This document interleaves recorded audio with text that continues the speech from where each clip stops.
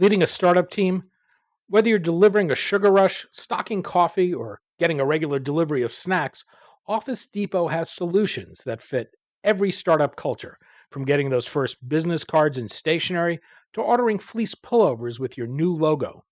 To learn how Office Depot and the California Technology Council have partnered to bring you savings on all of these startup essentials and more, go to californiatechnology.org/member benefits. I'm Daniel Levine, and this is the Bio Report.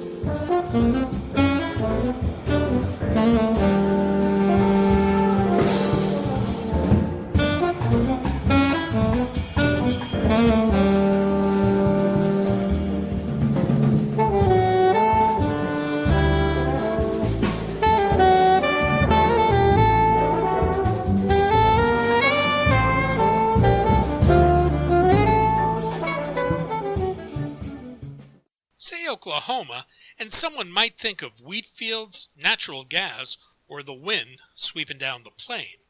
Cutting-edge biomedical research, though, is probably not the first thing that comes to mind.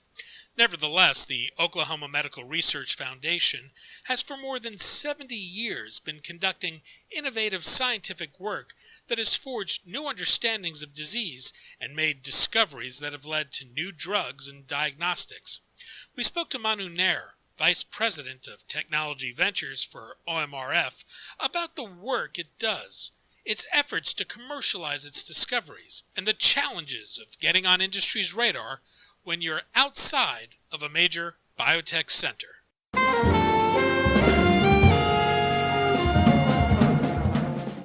Manu, thanks for joining us. Thank you. Appreciate your time and glad to be here. We're going to talk about the Oklahoma Medical Research Foundation, the work it does, and your efforts to expand its work with industry. Before we talk about the foundation, though, I'd like to begin with you. As I understand it, before you were involved in tech transfer, you were a divorce lawyer in India. What was that like? Yeah, that's actually a long time ago, and it's a time probably I want to forget. But, I did my law degree back in India, and I practiced as a divorce lawyer, actually a family lawyer, for approximately a year, and quickly realized that I actually was not cut out for that kind of a work because of the fact that you have to basically listen to the worst of people for the whole day, right? So, I came to the United States to study first, and then I did my MBA from Lamar University in Texas, and then I got a scholarship to go do an advanced degree in law in the Franklin Pierce Law Center, which is the University of New Hampshire Law School. And I finished there with a specialty in intellectual property and technology laws, and got attracted to technology commercialization and its aspects because of my interaction with Kevin Hershey, who used to be the chief intellectual property counsel for MIT, who taught a course in University of New Hampshire. So came to work here in OMRF in Oklahoma City in 2004, worked here for just over 5 years, and I was lucky to basically go and work after that at the world famous Mayo Clinic, at the Mayo Clinic Ventures, which is basically their intellectual property and technology transfer and investment arm of Mayo Clinic on cutting edge technology development. And I worked there for several years, moved up the ranks, and I was also involved in strategic business development and several things, including was a part of the investment decision making with regards to technology development and commercialization. Then came back here in OMRF in 2014, was recruited back to lead the technology ventures of OMRF, and it's a great place. OMRF is a great place for technologies and research, and so I strongly believe that I could make a difference. Came back here. Dr. Steve Prescott, who is the president of OMRF, actually was very supportive of restructuring and creating a very aggressive technology commercialization operation here. And I've been here since then. And so we now do, for lack of a better term, now the OMRF Technology Ventures is actually a one-stop shop for all industry-related activities of the Oklahoma Medical Research Foundation that relates to technology development and commercialization for the benefit of patients and also to advance science. So that's what we do, and we actually have a supporting system, an ecosystem here that actually is involved with not only just technology licensing spin-off companies, also a seed capital fund that can help advance technologies to a point where you can actually either spin it off or license it, and also a strategically aligned investment fund within Oklahoma City that actually is very, very valuable with regards to bring in outside investment into our startup companies. I think it's fair to say that Oklahoma is not the first place that comes to mind for most people when they think of cutting-edge biomedical research. Many of our listeners may not be familiar with Oklahoma Medical Research Foundation. It's actually been around since 1946 and has a remarkable history. How was it initially established and funded?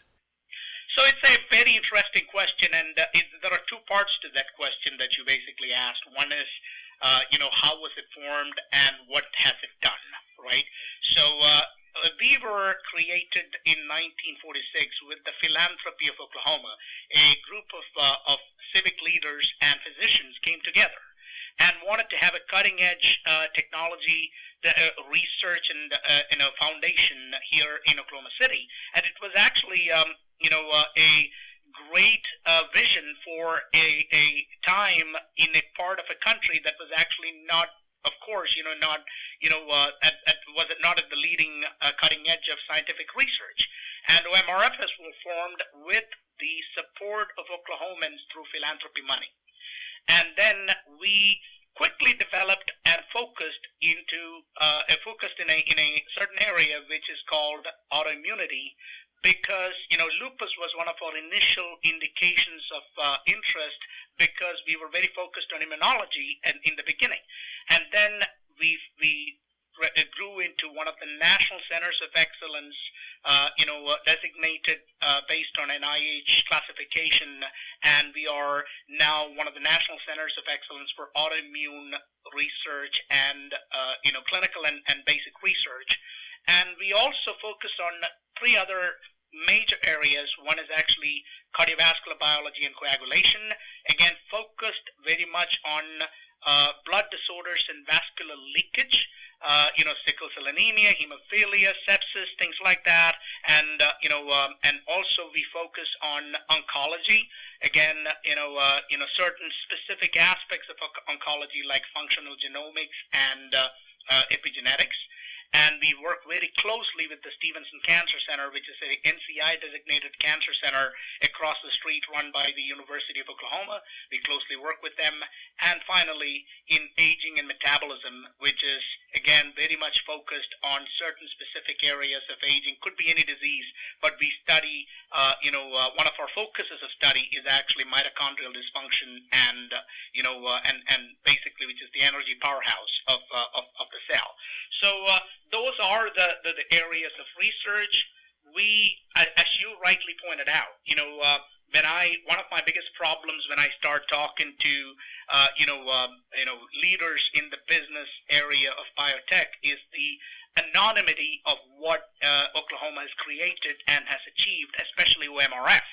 And a lot of times when I ask them, they say, Oklahoma, we don't know anything that has come out of OMRF. And then suddenly I turn around and ask a few questions regarding, have you heard of a company called Alexion Pharmaceuticals? And then suddenly people basically pay attention, because Alexion is the poster child of orphan rare disease drug development. And interestingly, it was a spin-off company that was created based on OMRF technologies. I believe the drug Solaris was discovered at OMRF, isn't that right? That is right. It was actually discovered at OMRF, and the company went to Connecticut because the entrepreneurs were from Connecticut, and became a Connecticut-based company. And guess what? We had success. We had all the goals achieved with regards to technology commercialization. But it creates a certain amount of anonymity when you are not having the company located in Oklahoma. Take another example. There are two drugs in the market, actually that came to market. One is Zygris, licensed to Eli Lilly, first sepsis drug. C-protein that was licensed to Baxter, which is for natural protein C deficiency. Both of those were OMRF technologies developed by Dr. Charles Esmond of OMRF, which is actually fantastic because you can't basically say that about a lot of institutions of our size, that we have three drugs, including Solaris, in the market based on our research, because drug development is such a difficult business. And and we had a company that we had formed, called Crescendo Biosciences, that actually developed a test called Vectra DA that came out in the market, and that company was sold to Myriad Genetics. The test is still in the market for rheumatoid arthritis patient management, and that was a OMRF spinoff, technology license from OMRF, and it went to San Francisco, so it became a San Francisco company. So to answer your question, yes, OMRF has actually achieved a lot. Great, research institution with people like, for example, Charles Esmond, Dr. Rod McKeever, who are the biggest names in their own respective fields, and we have achieved a lot with regards to technology commercialization with three drugs that actually hit the market, with companies like Alexion, Crescendo, and recently a company called Selexis that was sold to Novartis. That was based on the research of our Vice President of Research, Dr. Rod McKeever. So all of this is there, but there is a certain amount of anonymity. That is because of the fact that they are not located in Oklahoma. They actually, and people do not realize it came from here. So one of my primary goals when I do, discuss technology commercialization with folks is to create that awareness and try to talk about and do the public relations with regards to letting people know, look at, in Oklahoma, you don't know what has come out of here, but when you know, you'll be truly surprised. I'm curious how it compares culturally to, say, a research center in Boston or San Francisco. Do you think there's anything qualitatively different as a result of being in Oklahoma? The qualitative difference, there are a couple of things that I can actually say.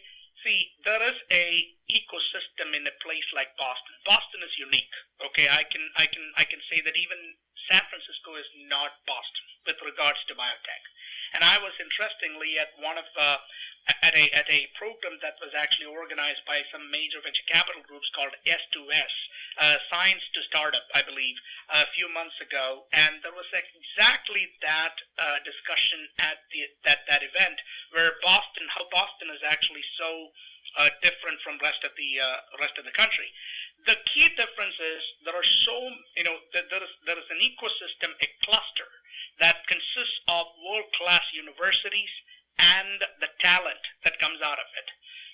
And because it's a major city with a population and that actually is there, coming to go to one of the most probably the biggest universities in the world, and then that feeds in itself other things like, then that brings capital to the city, because you can find the talent to basically work for spin-off companies, and then that creates a certain amount of entrepreneurial, appetite. And when you have a city that is vibrant in all of those, plus a certain amount of youth, I would rather say, associated with the universities, that's something that happens in a city like Boston. But in Oklahoma, of course, it's a smaller city. It is actually not traditionally a city that is biotech geared, and it is an oil and gas economy to begin with, and now the second largest employment and sector is, I would rather say, is aviation, which city has actually state has diversified into, and now diversifying into biotech. But we do find that we have miles to go before we can actually get the talent pool and the employment pool to basically create biotech companies and sustain them in the state for a long period of time because, we do not have the kind of population that we would basically have in a place like Boston. And the long-term capital that we basically require. Like if you go to Boston, you have Atlas Ventures or 5AM Ventures putting 20, 30, 40 million dollars into companies in a Series A round. And you can't find that kind of money in a place like Oklahoma. And forget about forget where we are, but in any part of the country, if you look from outside Boston and San Francisco, probably you can't find that kind of of capital resources for the long haul. So to answer your question, yes, there is a difference. It is not it's not a cultural difference with regards to not having the desire to basically create these, but the ecosystem is not ripe enough to basically have a self-sustaining, biotech, environment like Boston, and you can't compare that at this point of time. But we hope that it'll change because more and more technologies and people, getting involved in these things. But it'll be a long way before we can even think about competing with Boston. I thought we could take a little bit of a deeper dive into the autoimmunity area and talk about the work you're doing around lupus. For people not familiar with the condition, what is lupus? So lupus is is a very devastating disease. It is actually one of those autoimmune disease, and for people who do not understand what an autoimmune disease means, it is a disease condition where your own immune system that is supposed to attack foreign elements that, like for example, bacteria, pathogens, thinks that your own body is its enemy and starts attacking its organs or attacking attacking itself.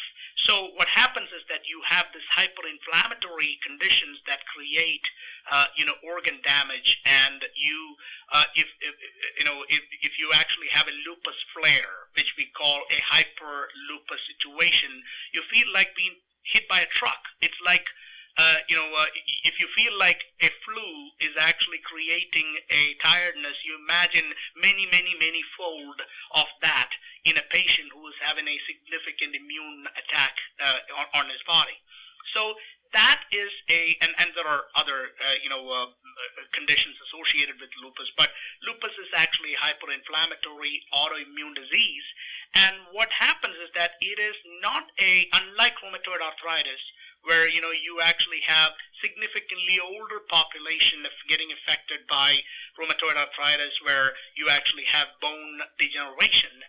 Lupus is actually a young person's disease.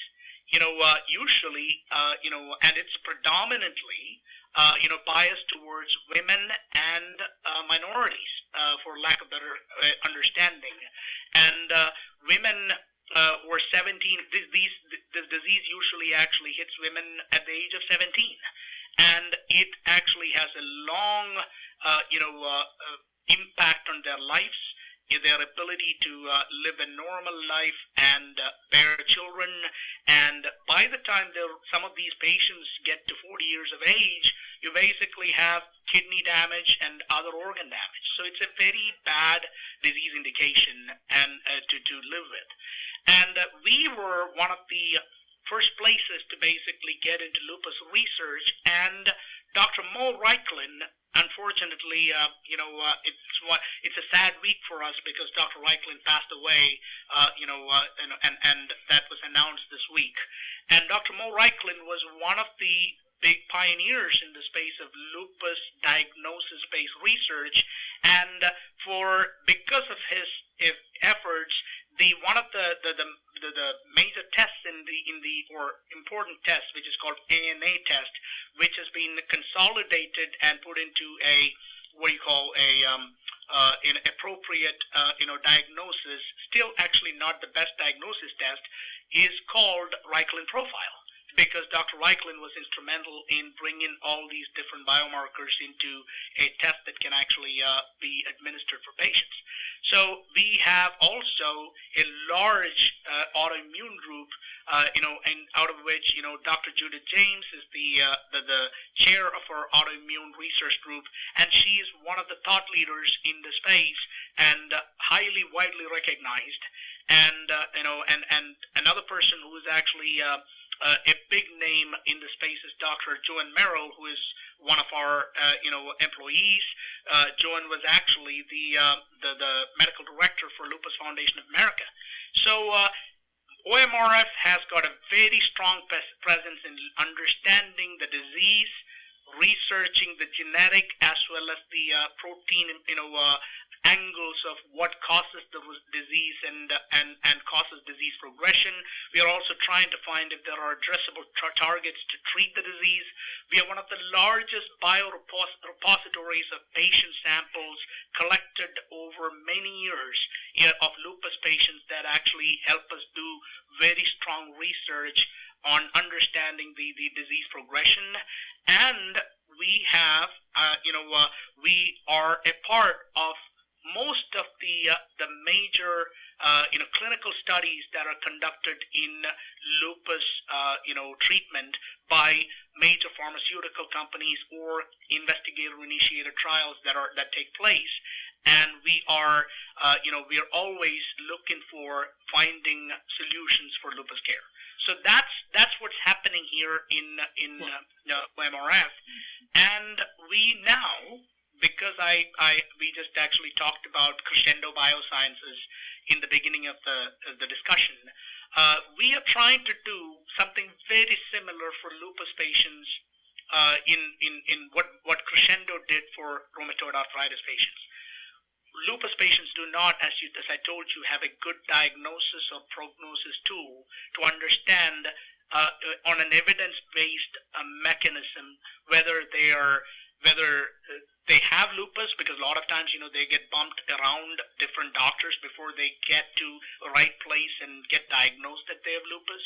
Right now, lupus is diagnosed primarily based on an old test that is not very effective, and then, looking at some of the objective measures like skin skin pigmentation, and there are several scoring mechanisms that depend strictly on a doctor's judgment. And what we are trying to do is to develop a very sophisticated, highly sensitive, highly specific biomarker-based test for early diagnosis of lupus. And we have another test that we are developing, which is basically for predicting whether a patient is going to have a lupus flare within the 2 to 3 months, because these patients go without any symptoms and basically go on a flat trajectory with regards to disease, and suddenly they have a hyperimmune response called lupus flare, and it feels like basically getting hit by a truck, and they end up going to ICU. And the more flares that you have, the more chances of you getting severe organ damage downstream. And then finally, we are also developing a test that actually is looking at the disease activity levels of the patient, monitor that to make sure that the disease activity is under control, and that can also tell whether these drugs that are being administered to these patients are working, whether the disease is actually being under control. All of this is being developed now under the premise of a new spin-off company that we created called Tech Diagnostics. It's a platform. The idea is to develop a company that actually provides complete lupus diagnosis, prognosis, and treatment management solutions for lupus patients. And we basically have now completed a pre-Series A financing, or Tech has completed a pre-Series A financing that is publicly announced with Mayo Clinic and OCA Ventures out of Chicago, and I2E Ventures out of Oklahoma City, putting together a funding of $1.25 million, and they are basically moving forward with the development and making huge progress in that particular effort, in my opinion. As a deal maker, how much of a challenge is geography? How difficult is it for OMRF to get on the radar of potential industry partners? So that is actually one of the key challenges, because it is like out of sight, out of mind, right? Because when you have lots of investors in the east and west coast chasing everything in a 100-mile radius, and they have enough to basically look at. It is important that we put ourselves out there telling the story. So one of the biggest focuses of my department is business development. So we travel to, I send my people, travel to different parts of the country and be there at the key places where investors and entrepreneurs come in, and even companies come in, like the Bio conference that we were at, or the like I told you, the S2S conference, or JP Morgan Chase conference. We try to basically set the meetings up. We meet with people. We tell the story. And more, when I started here in 2014, I had to basically introduce OMRF every single time I meet a new person. Now, it has come to a point where OMRF has actually become a more known commodity because of our efforts, that people, by word of mouth, saying, hey, you should look at this place. I've heard about it. I basically talked to this person. Seems like a great place, that we do not know of. And that is an important component of our business. And to that effect, seeing is believing. So what I've actually done is every 2 years, we organize a event called the OMRF Bio Venture Forum, which is bringing 40 people from industry, from investment groups, decision makers into Oklahoma City. Spend a day at OMRF with panel discussions, presentation, basically tour of the facilities, and they then are hosted. Last 2 times we did it, they were hosted by the governor at her mansion for a reception, and then we actually provide them with a view of Oklahoma City. Of course, thanks to Oklahoma City Thunder, they got to see an NBA basketball game. So we actually do this to show not just OMRF, but also the ecosystem here that exists, which is basically a very cosmopolitan city, and the participation of the people here in the true interest of developing science and technology-based, ecosystem by the participation of a lot of stakeholders, like stakeholders who are either city officials or city community leaders and folks like that. So we have done that, and all of these combined multi-pronged effort has now created a situation where I get folks calling me saying that, hey, I was told by XYZ of such and such place that he came to MRF, saw what you actually have here, or heard from you about what you have accomplished. Guess what? We would like to talk about what we can do together. And that is happening. That has significantly improved our capabilities to do business.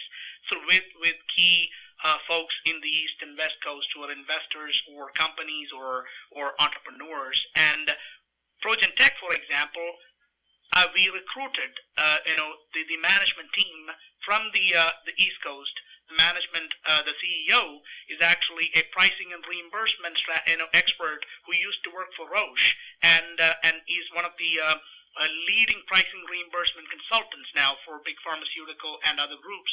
And he was brought to this opportunity because pricing and reimbursement and economic modeling is such an important thing for diagnostic business. So, and we recruited that person from the East Coast, and guess what? That made a huge difference and builds investor confidence, and now we are being able to do business. Do you think there's a bargain for assets because there's simply less competition for them? That is true, but the more that you basically everybody goes shopping in Harvard, right? And then you tend to basically have too much of competition. But having said that, the quality of your technologies always, I can only do so much with regards to publicity, right? And the moment that somebody comes who's sophisticated, comes and looks at your technology, if there is no quality associated with the opportunity, nobody's going to take it or run with it or put their money behind it. The fact that every single time we pair technologies with people and bring our assets to them, that they seem to basically like it, take it, and run with it, shows how high-end the quality of the technologies are. And you have to understand that this institution hosts the doctor, for example, in coagulation biology, one of the biggest names is Dr. Charles Esmond, who actually was a Howard Hughes funded scientist, National Academy of Sciences member, distinguished scientist award granted by American Heart. This person is the person who has 2 drugs in the market and already licensed to 2 different companies. We have got a deal with GlaxoSmithKline, which is called the Discovery Partnerships with Academia, or Discovery Partnership DPAC. It's called Discovery Partnership for Academia. And that particular program is actually a very selective program. I believe there are 13 around the world, and very few around the United States. And we are one of those sites, and it's his technology. And we actually have just concluded a strategic deal with a very large pharmaceutical company called Shanghai RAAS Blood Products, which is a $14 billion or $15 billion company in China, and the first deal in the United States. And this was actually, again, Dr. Charles Esmond. So what I'm saying is that, we have I'm just citing example of one scientist.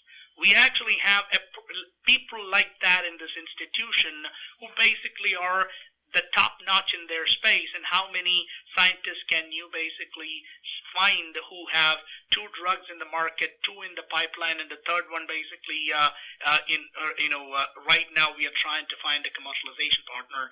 And take Dr. Rod McKeever. I gave you the example. He has got 1 drug that was sold through the company Selexis that was started in Oklahoma City to Novartis for $667 million. And then, the second company based on this technology just now raised $50 million in financing. And, there is another company that we started, which is actually moving one of his, technologies that he founded with or discovered with Dr. Legion Shaw.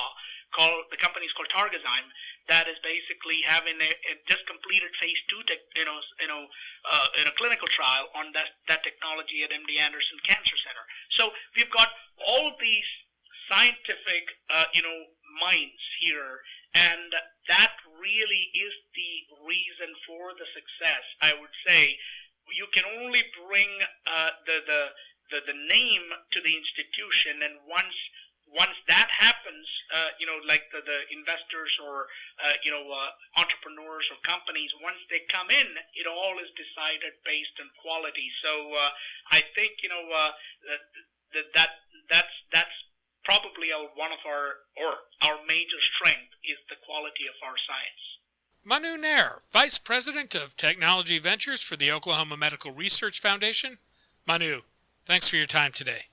Thank you, Danny. Appreciate it, and always a pleasure talking to you.